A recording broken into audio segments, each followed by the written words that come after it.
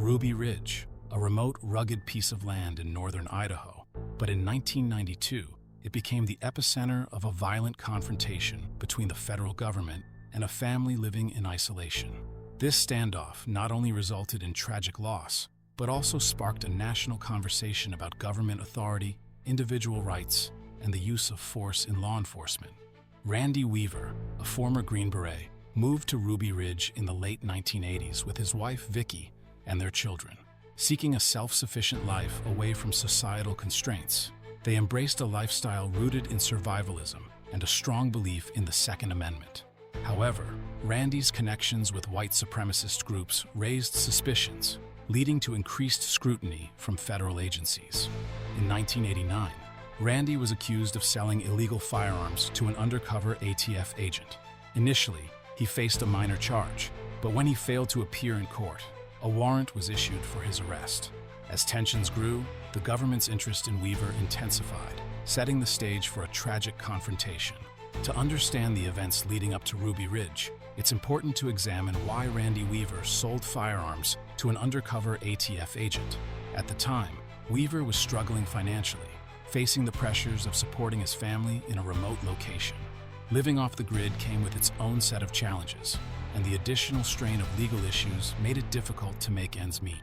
At the heart of his actions was a belief in personal sovereignty and the right to bear arms.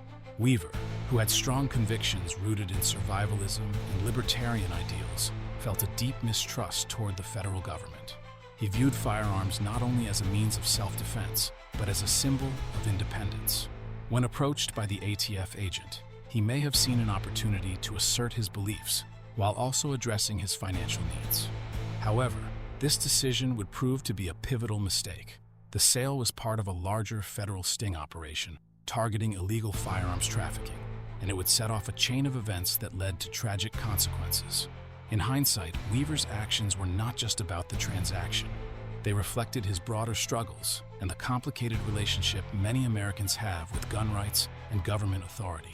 At the heart of the Ruby Ridge incident lies a significant miscommunication that would have dire consequences. Randy Weaver had been charged with selling illegal firearms, but he claimed he never received the notice for his court appearance.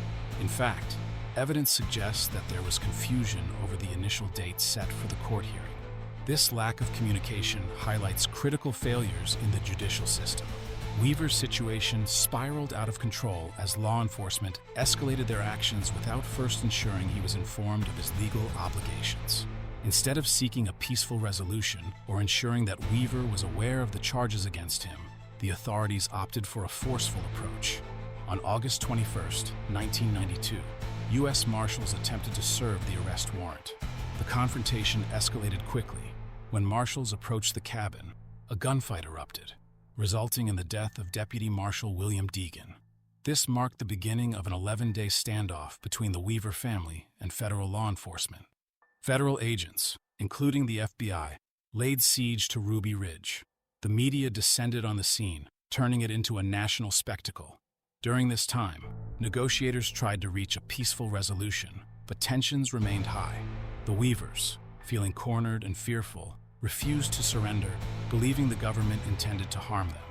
The standoff reached a tragic climax on August 31st. An FBI sniper, during an attempt to secure the area, shot and killed 14-year-old Samuel Weaver. In the ensuing chaos, Vicky Weaver was also shot and killed while holding their infant daughter. The deaths shocked the nation and raised urgent questions about the use of deadly force by law enforcement. The aftermath of Ruby Ridge was profound. The federal government's actions faced intense scrutiny, leading to public outrage and calls for accountability. In 1993, a federal jury acquitted Randy Weaver of most charges and awarded him $3.1 million in a civil suit against the government, sparking debates about justice, accountability, and the rights of citizens.